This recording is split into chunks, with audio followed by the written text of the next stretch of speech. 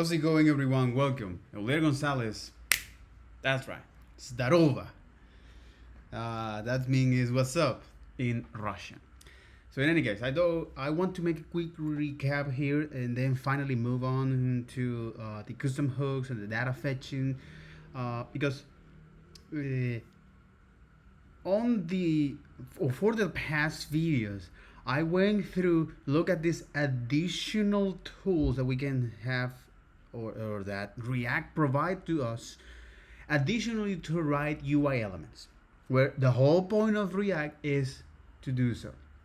Now, so in terms of understand what is the attractive or the main selling point, right? The sales pitch for this library is that we can have now a particular piece of information here, and if that change, any other UI component that has a reference to it, it will update properly. So that's the whole point of this. And if you want to understand that, why this is useful, first is you have now a centralized place where all of your piece of information will live, and no matter who or which component has access to this, when that piece of state change, all of them will change. So it will reflect those changes. So because in traditional web development with this MVC model view controller, so if you have the same piece of information in different UI, you will have to update manually each one of them. As you can see, that can become quite unviable. And unviable in terms of maintaining the piece of information. So at the end of the day, the TLDR of React is that we can now centralize the entire source of truth, place of the name itself is pretty self-descriptive, and when that change, anybody that have access to will reflect those changes, right, and update that UI accordingly. So, but because React has give us a certain additional tools that are for very specific stuff. So first is this custom or these hooks, right? Allow us is to hook into internal React, which is at the end of the day is just JavaScript, right?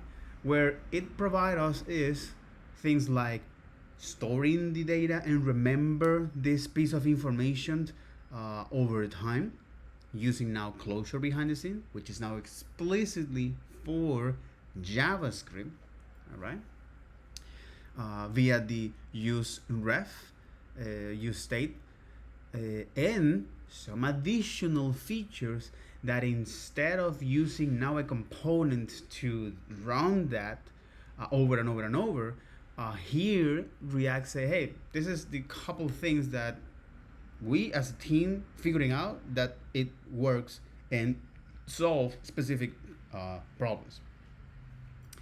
So one of them is how do you now globally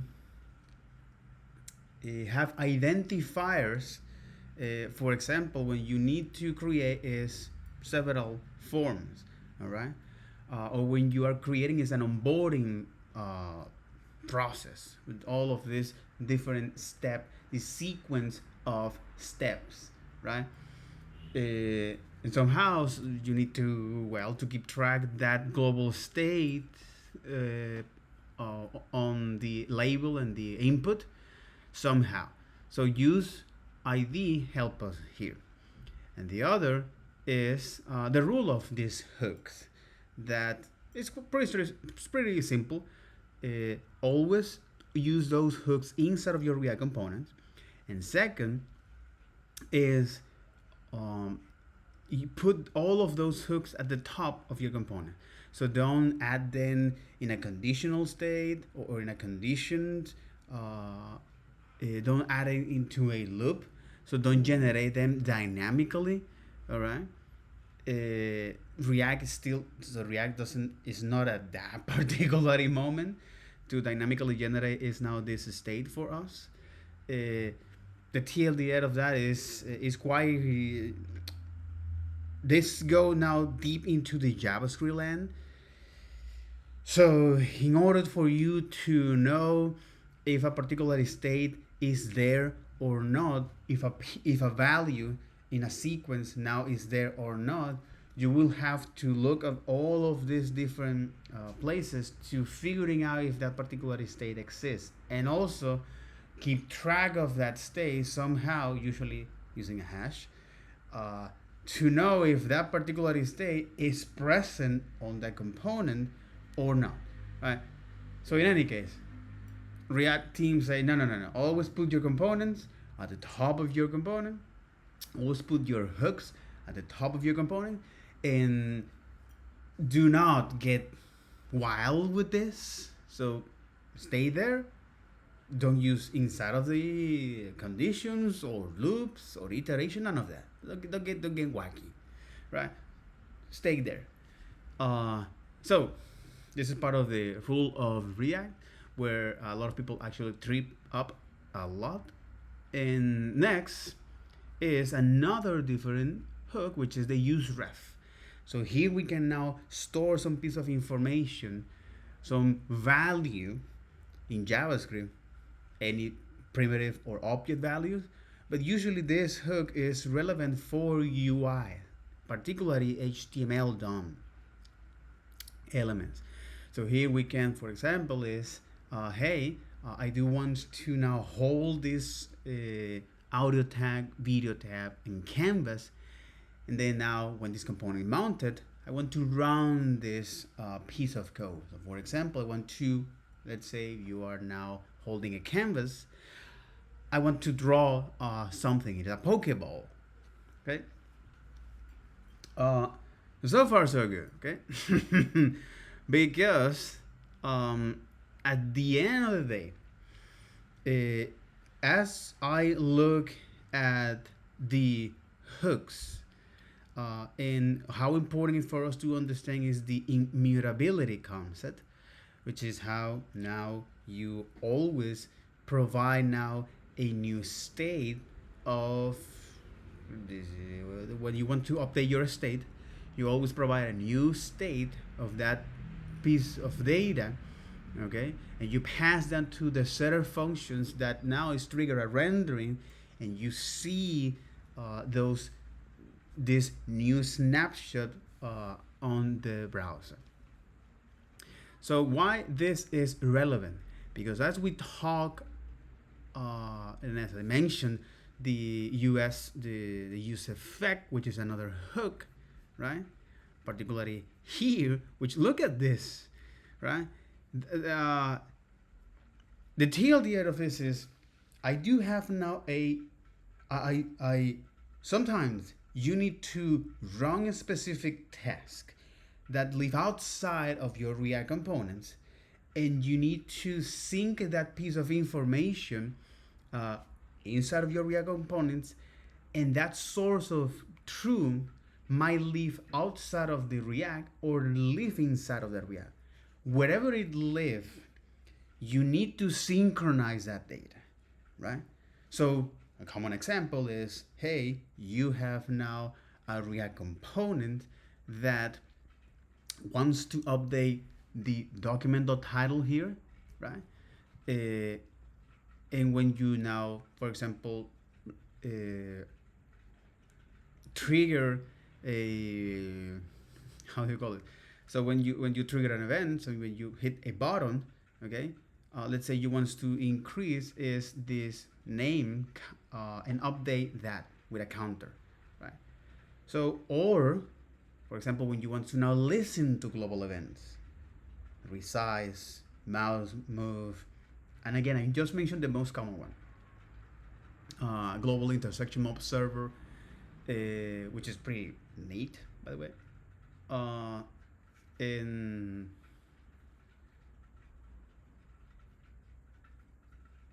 yeah, it's pretty neat. Yeah, the common Um, so navigator object as well. So anytime that you need to listen for a particular event, so you need a way to do so. Or when you need to synchronize with your state with external API, web API, like timers, for example. Okay, or another web API like reading or writing on local storage or storage, or even fetching data from a server and now update a particular state in your UI. This is why it is important to understand this concept of the state, where this state is, what a state means, which is a piece of information, understand the core loop of that. So how you now notify React to render the new snapshot or the new state of this information. And by render mean is that spot the difference and apply the necessary bare minimum updates to the DOM, so the browser detects those changes and you can see the UI with those new changes. So this mechanism, right? So the more clear you understand this, the more it makes sense for when you look at these additional tools like the side effects or use effect. It makes a lot of sense. Why do we need to have this, right? So the fourth scenario, right, is timers, network calls, global events, and reading and writing the local storage. Again, there is a lot of other places that you can synchronize your application with external system, but most of the time is this four. And I think that if once I understand this, all right, now it makes sense of how the things will replicate to other systems, right? It's just a matter of understand how that system works, right? And when you need to update that particular state, at which point you need to update that state, and from there, all right, well, run that in your component.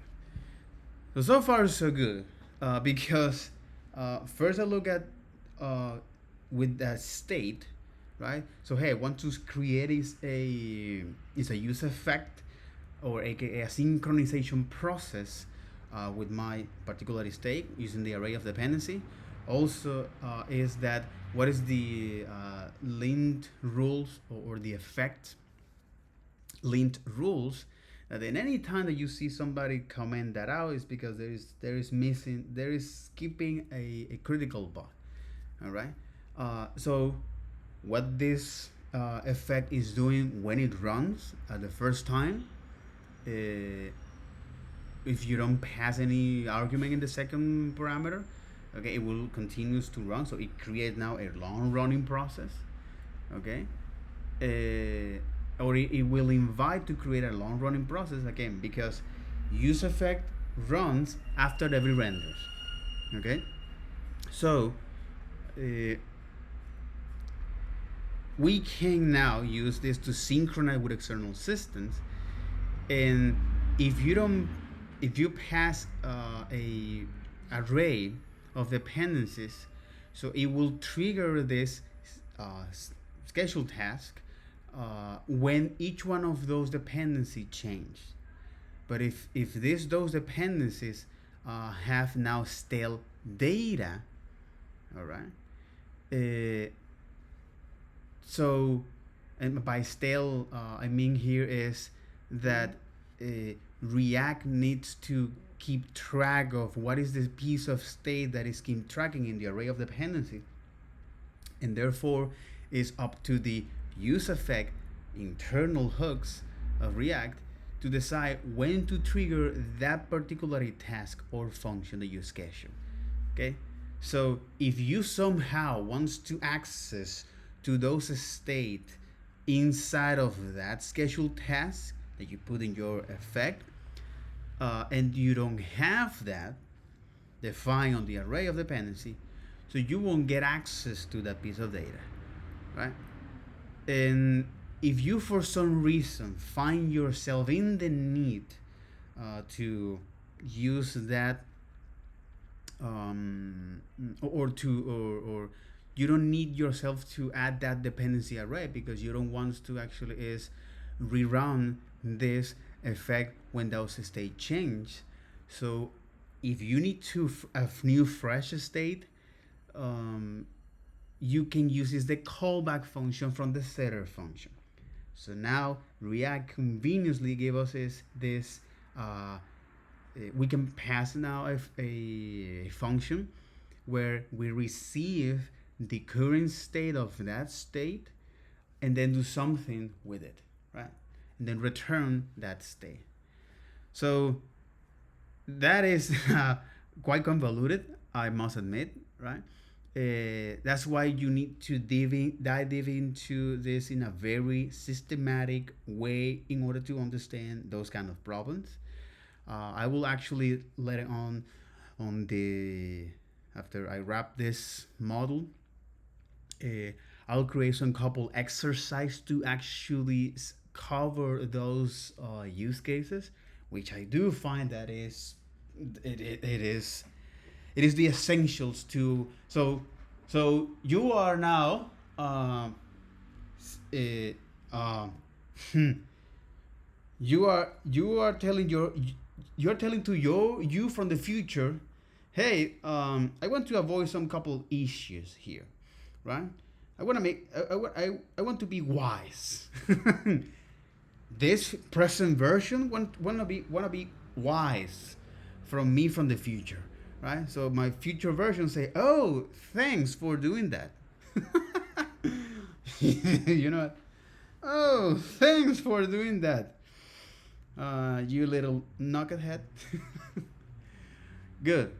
All right. Um. So yeah.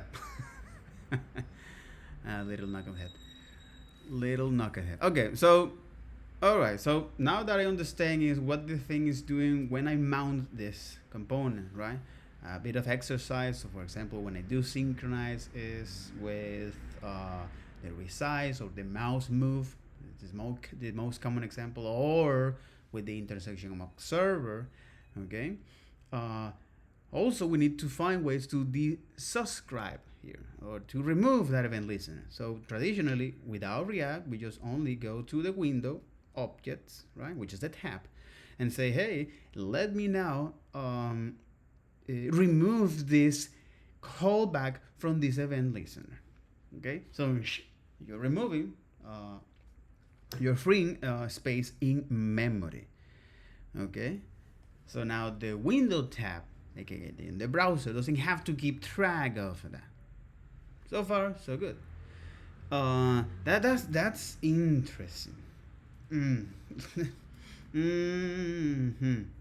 Mm-hmm. It might be quite silly. It might be quite silly, but yet important, especially looking at the window.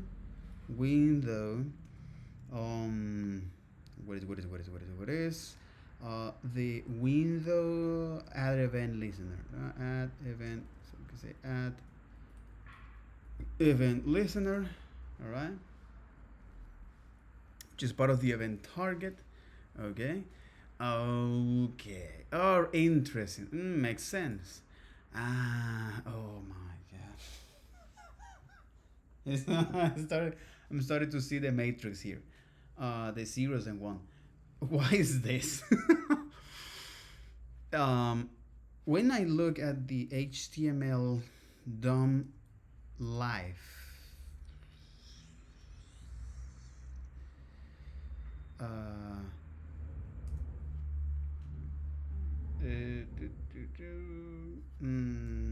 I see is the live DOM spec, okay? Is the live DOM spec here, especially on the DOM here. This now, this is describing is what is the shape, what is the structure of this of this document, right? So what is the model it follows? What is the anatomy? The anatomy here, okay? So because it all starts with this, you know. So the DOM, by the way, let me put it here. So the DOM is made of trees, all right? A tree is a finite hierarchy tree structure. In tree order is pre-order depth first traversal of a tree, right? And this is more like computer science terminology, all right? If you want to get deep into this, I won't dive deep into this. The other is the order set. The order set parser takes a string input and then run this step, and then selectors, name validations, right? What is the kind of character that is used? This on the DOM, all right, which is ASCII, unfortunately. uh, and, and this is just part of the infrastructure. Look at this. This is how, all right, oh, interesting. Okay, things that started to make sense. So in this infrastructure, or this anatomy here, you have now 8 trees, order set, selectors, and name validation. Okay, but then we look at this, and that is the event, aborting ongoing activity, and nodes. All right, and here you have a long then, and then also you have now range. That's interesting.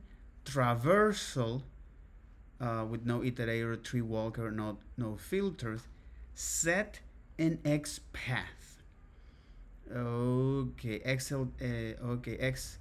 XSLT, security and privacy consideration. So this X path, interesting. DOM level 3 XPath define an API for evaluating XPath 1.0 expression. I know this is getting too deep into this. So bear with me. The DOM, right? So the anatomy of the DOM here is what I mentioned here. What is relevant is this, is the event here that now here on the MD docs it say, hey, part of the web API, part of the you can think of this like, you can think of the web like a toolbox, all right? So part of this toolbox, it contains several things: hammers, nails, English screwdrivers, or French wreck, you name it, right? And one of them is the event target. This event target you can have access to. So which is the event target is this event is part of the anatomy here. You can access to this event target is per that window using the window object. Window is the global objects, and this global objects is very specific to the environment that you run in your JavaScript code. In this case is the browser. You can also run that on server or on a web browser, web worker, by pulling out is a, how do you call it? So you can run some, the window runs on the main thread, okay? And you can now kick off some background task that they don't have access, of course, to the window objects. But you can do things, for example, like, hey, do you need to run this analytics, so for example, or to offload now certain task to this background. And once that is done, you can get that and notify on the main thread, on the UI, right? So now here what is relevant is then the event target.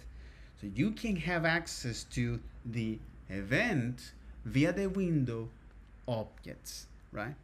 So this tool now is what allow us to do is this: add an event listener, dispatch an event, and remove an event listener. And it has also some relative page to the DOM. But this is what is one of these tools in our toolbox that the web or the browser providers. Good, good. Things started to make sense. So why I mention this? Well, because sometimes here in your UI you want to sync or you want to attach a function or deregister that.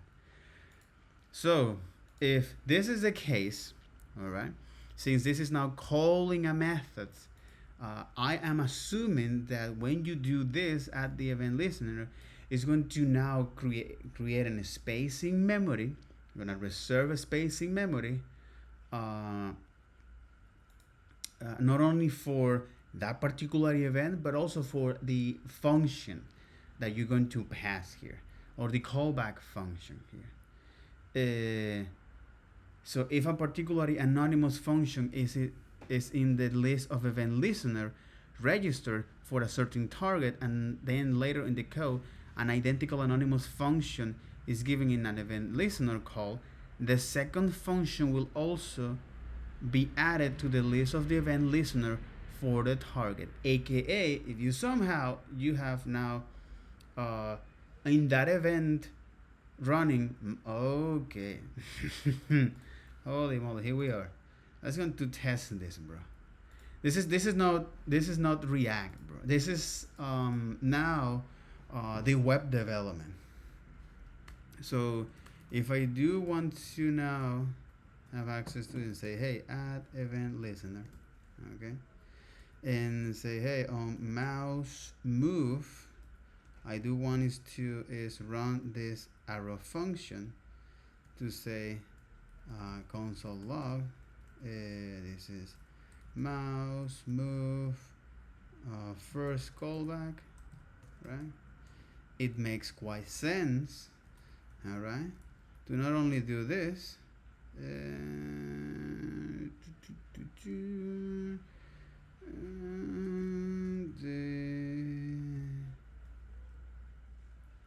Oh, of course. All right. Do this. So it will trigger this as a lot. But not only that, if you do that again, but this time you say, now do this, right? I want to register is another one. So now it's going to call this. So you can see when you call this function, and let me actually remove this because it will be called that a lot of time. Chill, chill. I don't think that will work exactly because I lose reference. I lose that reference. Oh my god! So I need to reload this. Okay. But yeah. Good that I see here in plain action. Yeah, absolutely. So the question is that, okay, since indeed anonymous functions are not identical, even if defined using the same unchanged source code called repeatedly, even if in a loop, repeatedly defining the same unnamed function in such case it can be problematic. Yeah, I figured it out. Memory issues. Right? Why is that? Because you don't have now a way to remove that function from that event listener because you didn't hold a lexical reference to that. Holy hell. Oh my god. I'm laughing because it involves a lot of things to actually make sense of how these things actually works. And this is also quite interesting to dig in here. But yeah, for example here, right? It's a hey, on every whatever elements that I get here, okay, get me all of the elements here, right? And I'm going to iterate through each one of them, and I'm about to attach now an arrow function here for that. And then on the case 2, I'm going to say, hey, process event. And if I do this, right? So not only I am is attaching all of these arrow functions to this click, right? But also is putting putting or adding to the queue or in queuing all of these different callbacks here from this element here, right? In the process event. In the first case above, a new arrow function handler function is created with each iteration of the loop. In the second case, the same previous okay, exactly. In the same case, exactly. In the second case, the same previous are declared, but now they do have a reference here, which result in a smaller memory consumption because there is only one handler function created. Remember that at the end of the day, what you're doing here is just calling a function, right? And the question is that what this event listener works, right? How this event listener works. So moreover, in the first case, it is not possible to call remove event listener because you don't have any lexical reference to anonymous functions. Or here, not kept to any of multiple anonymous functions and the loop might create. In the second case, it is possible to do my element dot remove event listener. In the second case, exactly. In the second case, it is possible to remove the event listener by passing that because process event is a function reference. Actually, regarding memory consumption, the lack of keeping a function reference is not the real issue. The lack of keeping a function reference is not the real issue. Rather, is the lacking of keeping a static function reference. Exactly. And by static is a lexical function. A function that is declared here, right? That you can have access to.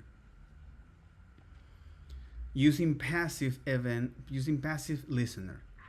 But again, the question here is that what the things is doing.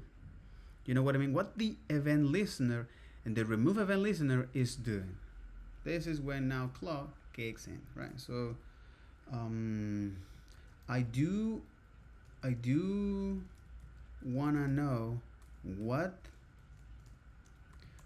the add event listener, right?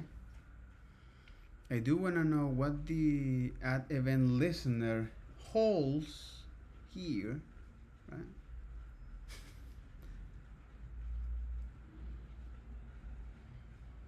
I do wanna know what the add event listener holds here, right? I do want to know what the add event listener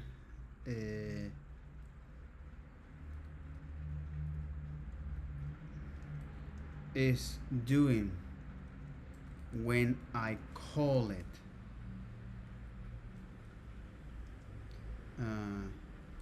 I need a diagram to know how this thing works. Please show me the link.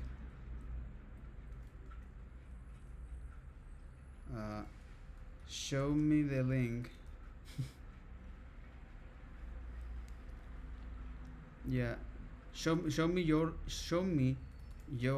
reference. So show me or find Jesus. Show me the links of your findings. Right? Research. Let's get into this. All right. Okay. Holy moly. Yeah, man. You definitely need to do this in a very systematic way in order to get this, in order to understand this. Yes, it is. Okay. Okay. Okay. Okay.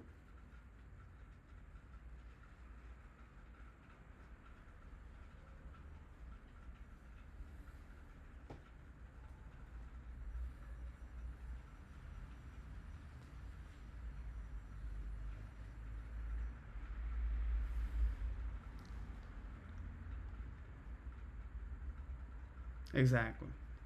I'll research how an event listener works and find some good visual representation and diagrams for you. Uh, I think that this is using is the event loop, uh, part of the observer, part of the observer, yeah, the observer pattern. All right, and this observer pattern is the observer pattern, design patterns, right? Here the observer here. So the intent is this. It's a behavioral design pattern that lets you define a subscription mechanism to notify multiple objects about any events that happen to the object they are observing. Mm-hmm. So the problem, imagine that you have two type of object, a customer and a store, and the customer is very interested in a particular brand of product. Say it is a new model for the iPhone, which should becomes available in the store very soon. So the customer could visit the store every day and check product availability. But while the product is still en route, most of this trip will be pointless, which is exactly what happened here uh, to me. Visiting the store versus sending spam. Yay, what the fuck? Mm. On the other hand, the store could send tons of email, which might be considered spam, to all customers each time a new product becomes available. This will save some customers from endless trip to the store. At the same time, it has upset other customers who are interested in new products. It looks like we have got a conflict. Either the customer wastes time checking products availability or the store wastes resource notifying the wrong customer. Hmm. A solution. The object that has the object that has some interesting state is often called subject. Okay. But since it is also going to notify other objects about the change into its state, we will call it publisher. Hmm. All other okay. This is okay. All other objects that wants to track changes to the publisher, all other objects that wants to track changes to the publisher states are called are called subscribers. The observer pattern suggests that you add a subscription mechanism to the publisher class so individual objects can subscribe or enqueue to an unsubscribe from a stream of events coming from that publisher. Fear not, everything isn't as complicated as it sounds. In reality, this mechanism consists of one, an array of fields for storing a list of reference to subscriber objects, which is the those who want to keep track of the state of the publisher, and a several public methods which allow adding subscriber to and removing them from that list. It's pretty simple. It's that simple. Now, whenever an important event happens to the publisher, it goes over its subscribers. And now, whenever an important event happens to the publisher, it goes over its subscribers and calls the specific notification methods on their object. So the publisher, hey, sign me up, please. Me too. Okay. Real app might have dozens of different subscriber classes. that are interested in tracking events of the same publisher class. You wouldn't want to couple the publisher to all of those classes. So you might want to create as an instance or something like that, right? Publishers notify subscribers. Okay. This interface should declare the notification method along with a set of parameters that the publisher can use to pass some context along data with the notification. So here on the notify subscriber, they're gonna say, hey, those are the relevant, right? Mm-hmm. If your app has several different type of publishers, and you want to make your subscribers compatible with all of them, you can go even further and make all publishers follow the same interface. And this interface will only need to describe a few subscription methods. That's right. So the interface will allow to subscriber to observe publisher state without coupling to their concrete classes. And then you have another real world analogy, right? Like this. So this is quite interesting how these things work. This is the event or the subject that I'm interested to keep track of, right? Which is the main state, whatever the state is. Some news. Even right now, I'm listening daily antiwars.com to get an idea what the French toast is happening around the world. So this is it, you're subscribing to the anti-war.com. And well, you have a series of subscribers. So you can create an interface where now those concrete subscribers are going to sign in, right? And of course, you as a class here, you're going to now pass the context or the piece of information that is relevant here.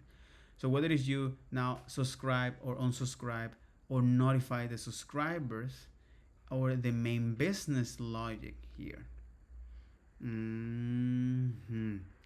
Oh, holy hell, bro. Okay. Subscribers are notified in random order. Okay, subscribers are notifying in random order. Change of responsibility. Command establish mediator. Relationship with other patterns. Change of responsibility. Command mediator and observer address various way of connecting sender and receiver of requests. Chains of responsibility pass a request sequentially along a dynamic change of potential receivers until one of them handled. The command establish unidirectional connection between sender and receiver. Mediator eliminate direct connections between senders and receiver, forcing them to communicate indirectly via mediator object and the observer. Let receivers dynamically subscribe to and unsubscribe from receiving events. So what is the state here? Next time try this in co-work. Hands off complex tasks for Claude, handling independent. Okay, they're promoting this. Chill, bro. I don't chill. Stay you here on the web. How JavaScript add event listener work, best visual resource and explanation. DOM events. Wait, what? Holy hell.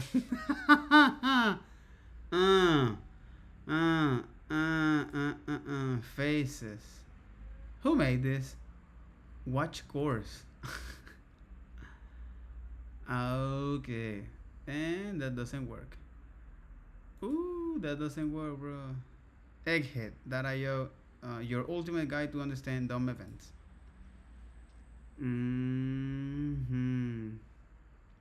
How old is this? 5 years ago. Alex Reardon. I create software that make other people feel like rockstar. Okay. Sydney, Australia.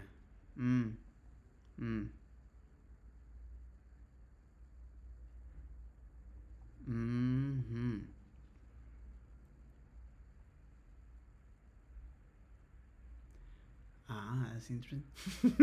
That's a very interesting pattern. Okay.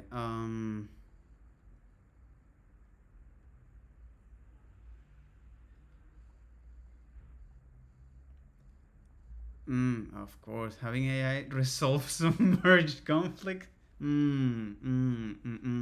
Exquisite, my friend. Yeah. By the way, turns out CSS anchor position currently doesn't work with element that has CSS. Oh, so he made that? That's interesting. I'm enjoying the journey, which was one of the main points of the project for me. Build your own from scratch. My personal project. Use Redux UI and this CDN. Mm-hmm.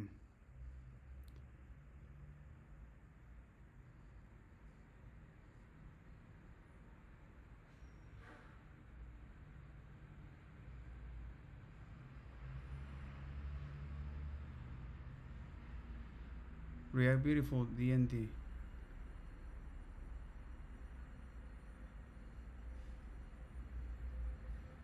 Mm-hmm. Okay. That's someone. Holy moly, bro!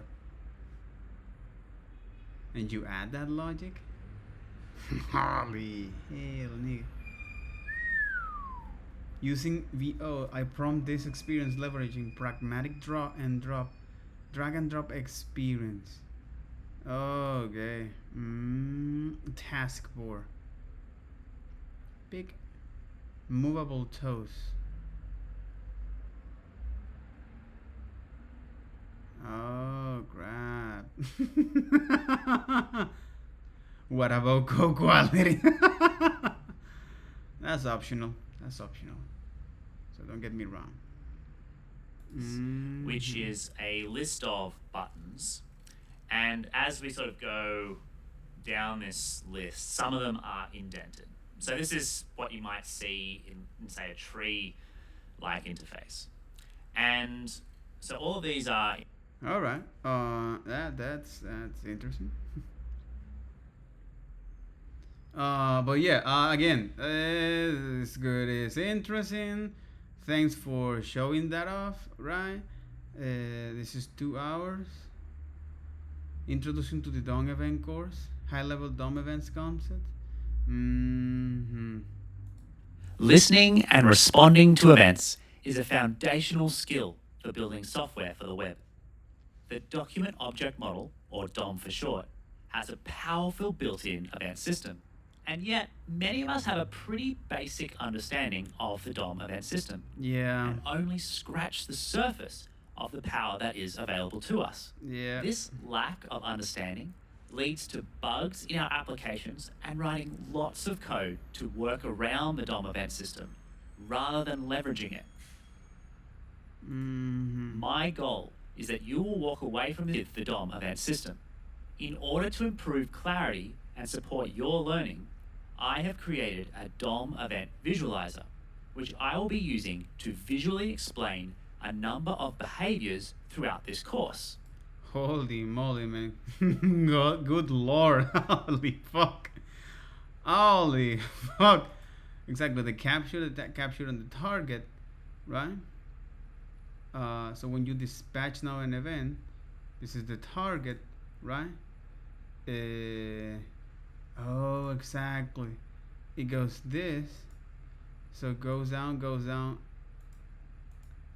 Oh, wait a single moment. If I pause here, so it pause. Okay, that's well. So if you're now this, so if I reset here, then I trigger that, right? This is the element that actually triggers that. Listeners are attached to the target and they are called as the event path through them, right? This is on the capture on the target, and then on the bubble. Okay.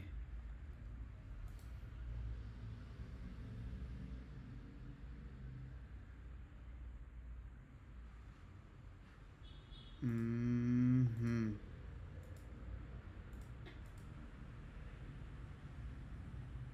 exactly. And here is when it first here. hmm During the target phase, event listeners are still called in the standard capture and bubble phase. So it reached to the target, right? And then it goes up to that uh, until it reaches the DOM, the base DOM. That's a very interesting thing, bro. Philip Robert here creates Latin flip.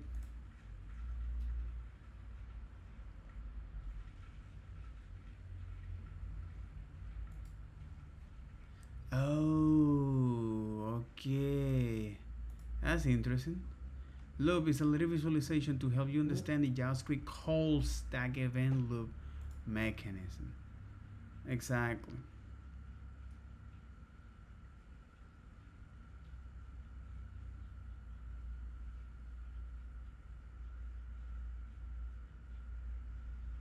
hmm Holy moly. Yeah, I'm quite familiar with this. The three-phase event propagation model visualized JavaScript bubbling capturing here contains professional SVG diagrams here. Okay, exactly. Bubbling and capturing here. Yep, yep. So when you call add event listener, click handlers and capture true, your handlers run during the phase one, the capturing. Is going the event travel from window down through ancestor to the target element, and then on the phase two, which is the target event, reach the elements where it originated at, and then on the phase three, the events travel back from the target to window here. Yeah, this is okay. But my main question is, the diagram show this flow with arrows through the DOM and tree, essential for understanding why handlers order matters here. Why handlers order matters here. Dev.2 complete guide is this, has a clear propagation lifecycle diagrams. But it doesn't have anything. Oh, where do you get this, my friend? What kind of Hindu is? What kind of Hindu is this from? Holy hell, you got. Oh my. Okay. Oh yeah. Anyway, yeah. So capturing face, yeah, but good, good. SDA2 full stack question pro in India. All right. Okay. There you got it. Event bubbling and capturing in JavaScript. Okay.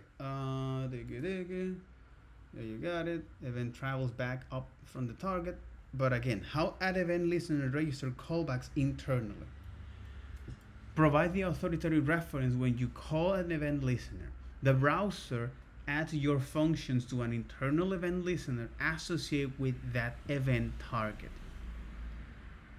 Exactly. So the browser adds your function to an internal event listener list associated with the event target. Key implementation detail, duplicated detection, identical listener, same function, same options aren't registered twice. Option objects capture the face selection once auto removal after firing.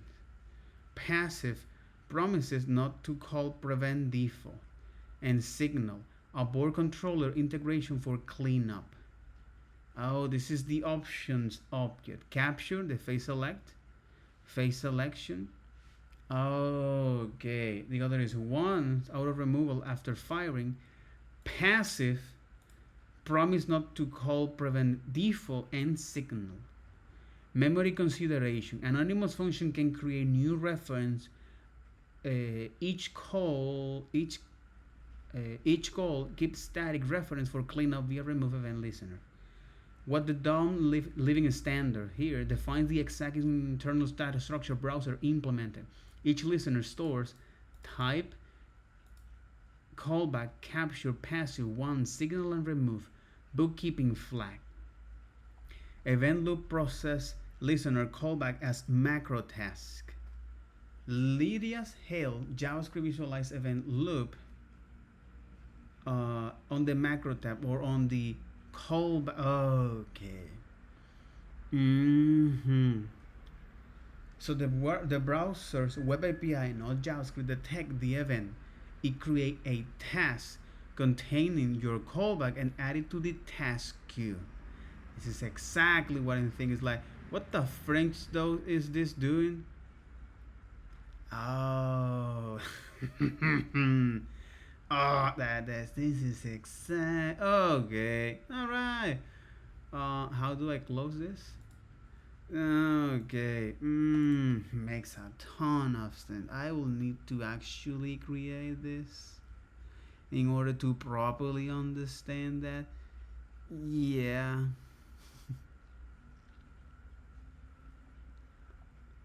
Holy hell. mm-hmm. JavaScript is a single thread. Web APIs. Task queue. Micro task queue. Oh, this is what I want to know. Exactly. Is that where are you registering this event? All right, the global events. Where are you registering? Oh, you are scheduling that on the task queue. Okay, and then you have the micro task. Whether you have the promise is used for promise handlers, async function bodies for await. So it had more. It had priority. Mutation observer callbacks and queue micro tasking. This queue has priority over the task queue, and when the call stack is empty, the event loop first move the task from the micro task queue until this queue is completely empty, and then it moves on to the task queue, where it moves the first available task to the call stack, and after handling the first available task, it starts over by again checking the micro task queue.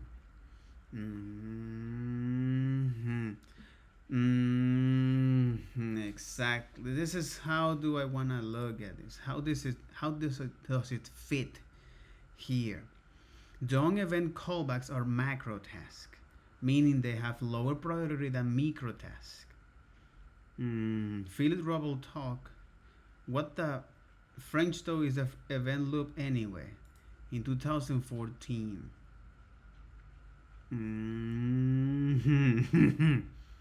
JavaScript programmers like to use words like event loop, non-blocking, callback, asynchronous, single threads, and concurrency. We say things like don't block the event loop, make sure your code runs at 60 frames per second. Well, of course, it won't work. That function is an asynchronous callback. If you are anything like me, you're not an agree. And if it is all obvious, even though you don't actually know what the word means. And yet, finding good explanation of how JavaScript actually works isn't at all that easy. So learn here. This was holy French. 12 years ago. Holy hell. Ah, I get it. Oh my god, I lose a lot of time. 12 years ago.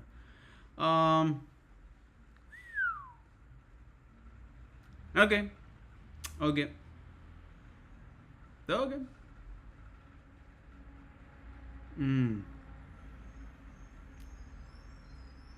Okay, but now I do get it. I do get it. I do get it. Right? I do get it. Provide contextual deep and wide event propagation exists and enables event delegation. Attaching a single listener to a pattern instead of a listener of every child element here. Eloquent JavaScript.net. .net? You have power over your mind, not outside events. Realize this and you will find strength. Mm-hmm. Events and don't know. Okay, now I understand how these things fit here. But that'll be all for this video. Take care. Bye bye.